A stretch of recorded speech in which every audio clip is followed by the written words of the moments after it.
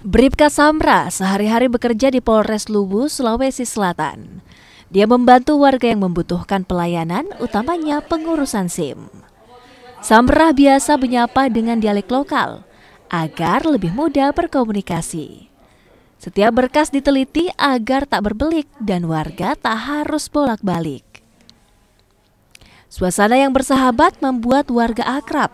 Tak jarang warga meminta untuk berfoto bersama. Pelayanannya cukup bagus, sudah memadai. Karena di sini kalau datang nah semuanya melayani dengan baik sampai tuntas.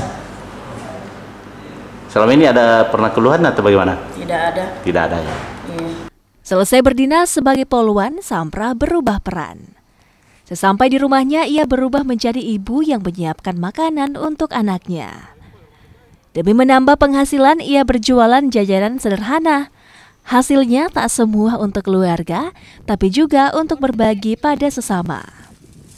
Di sisi lain, Samra mengisi waktu dengan berkebun dan bertani, menanam, merawat hingga memanen. Semua dijalani tanpa mengurangi pengabdian sebagai abdi negara. Semuanya alhamdulillah selama ini sejauh ini berjalan dengan lancar tanpa mengganggu tugas pokok sebagai polisi keseharian. Jadi subuh itu saya bangun memang subuh-subuh mengurus anak sambil sholat, apalagi saya kan masih dalam tahap pejuang ASI karena ada kebetulan bayi masih kecil. Jadi subuh itu jam 3 itu bangun memang mau pumping.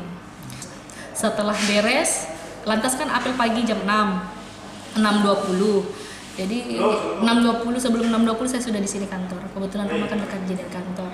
Nah, setelah selesai apel pagi, pengaturan pelayanan pagi kan pengaturan di jalan sampai jam 8, pulang sebentar kasih mandi bayi, urut apa kan masih kecil ini bayiku.